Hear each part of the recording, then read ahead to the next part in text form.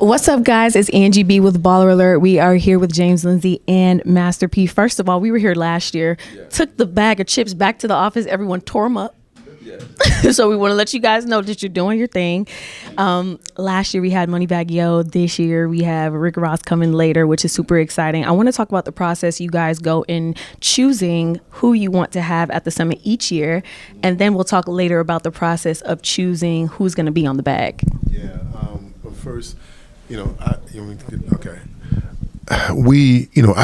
every year I'm just looking at these great entrepreneurs that are coming up, that have these thriving businesses, that I believe in. Like this year we had, Dave from Dave's Cheesesteaks.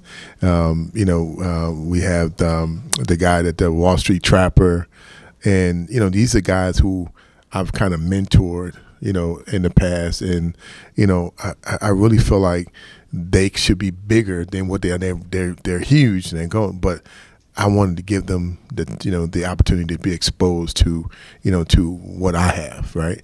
And as what me and P talked about all the time, it's like we're working together, as one. That's not my business, and their business is not it's not their business, but we're working together, to expose all of us, as the culture and the thriving businesses in the culture.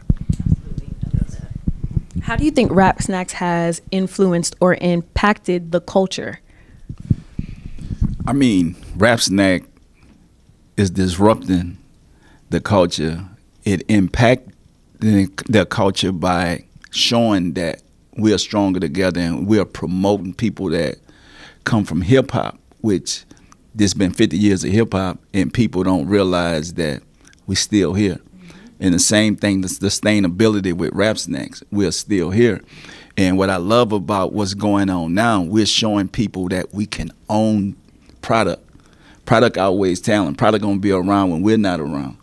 And we don't build that type of generational wealth, but we educating our people at this summit and showing them that we can do it. So when you look at Aunt Your Mom and Uncle Ben, we thought those was brands that was owned by us. But what me and James are creating and showing people that we can actually do it is going to take hard work, but we actually owning things and putting these on the shelves, and it's owned by people that look like us. And this summit is about bringing other people together to say, not only we could do it, but she could do it, he could do it. The little girl across the street could do it, the old lady around the corner. But now we have to fight for this distribution and being a major brand on these shelves like all these other major brands are. Because a lot of these brands start in their garage, but we think that we got to be so big. But no, we have to come together and not only put our product out, but purchase product owned by people that look like us, the same way we do their brands. So we got to get off of that self-hate and get out there and say, you know what, this brand tastes good. It's one of the best quality brands in the game, and we're going to support it because it's owned by people look like us. And let me jump in, Pete. Like, people don't understand Rap Snacks is really an impression for the artists. The days of them just, streaming music, it's kind of, it's not over, but they have to learn how to monetize their brand. So when someone goes out and sees a Lil Baby on Rap Snacks, they're thinking about Lil Baby. Right, so in turn, in their mind, it's like it's an impression for their brand, and they make money with us as well. So they can't live and die by music anymore. It's the game is changing. We talked about this all day. How do you pivot? How do you make your brand stronger? How do you expose your brand to more people? Right? If we got a Lil Baby bag and they're in every corner store, every Walmart in the country and overseas in London and Spain, and people are like, oh, Mom, man, no. I wasn't thinking about Lil Baby today, but I'm thinking about him today. Let me go stream his music. So it really is all the collective effort, to keep pushing their brand moving forward. Absolutely. Now, you guys mentioned 50 years of hip hop, which we've been celebrating all year long, in 2023. But so many people and businesses have been impacted by hip hop. Our entire culture is hip hop when it comes to comedians, actresses. Everyone has been impacted by hip hop at some point. So when I say this, I feel like Rap Snacks can expand way further than just like hip hop artists. We could have Katt Williams on the next bag. Yes. You know what I'm trying to say? After, you know, that viral staple. But No, but not just because. Yeah. Exactly. So think about it. We're definitely gonna get Katt Williams on the bag because I love that he's disrupting the industry. And his truth is being told. He's not sitting back being afraid and hiding. Nobody's perfect, but we know that he believes in God, and that's what I love about it. Not only that, and everybody been through something. I know he's been through a lot of different things, but he's probably one of the best comedians I've ever met. I mean, he's one of the most talented ones now, and so you can't keep him quiet. The same thing with Rap Snack. They can't keep us quiet.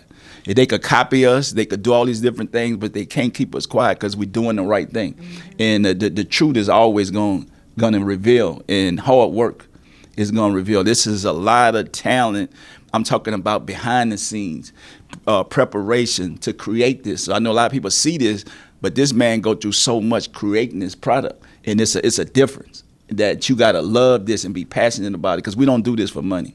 We do this because we love it and want to show our people that we can build generational wealth. Yeah, look, he got a lot of chips. That's what I'm saying. We do have a lot of chips, but we don't live for that because when you have family, like I told James, like he got 2 twins. I'm like, James, you got 2 twins. You're gonna be in this thing a long time now. You back in the game again. You know, my son this is senior year in high school, so I'm like, now I got to get, but you know what? That's what's fun about this, right? Not just we in business, we could root for each other families, and because that's what, to me, that's what this big thing is about, because we can't take this with us. We're going to leave an imprint on this to saying that we wasn't afraid, that we did something to change the world and be able to pass down from generation to generation to our families the same way other cultures have been doing. But it's going to take a village. It's going to take family members, it's going to take friends, it's going to take the workers. Everybody can't be the boss. So, you know, a lot of people, everybody want to be the boss. They got some people I had to fire a couple people in my family because they tried to tell me what to do. Yeah, like my coach always told me, I don't cut players cut themselves. You know, and I think that's where if we learn to work with each other, because think about it, we was talking about this earlier, you go down Rodale Drive, you see all these stores, the same stores. They all making money. How come we can't do it? Why are we beefing with each other? You got to be unhappy unless you're not doing well. If you doing well and you beefing and you unhappy with people, something wrong with you. You know, because we feel like our family is the most important thing to this. To be able to do something where you could get to be able to spend more time with your family. And that's what this gives us. Freedom. Yes. The freedom. When it comes to entrepreneurship, it's not easy. No. And you all have done it so well. Several years in the game. What has been the hardest thing that you guys feel like you have endured when it comes to this, and how have you overcome it? I'm gonna let James answer that first. Yeah. Go ahead. Oh, yeah. It's brotherly love. Yeah, absolutely. It's you know, when you try to get into the consumer packaging good business, supply chain is always going to be your number one issue, because you have to get somebody to make your product for you. You have to find distribution, and traditionally that's why, you know, we don't produce anything and we spend our money on everything because we don't have that. Right. So this to go back to what, you know, people saying about Katt Williams, the reason why he can speak up because he's his own boss. You know, nobody he books his own shows, right?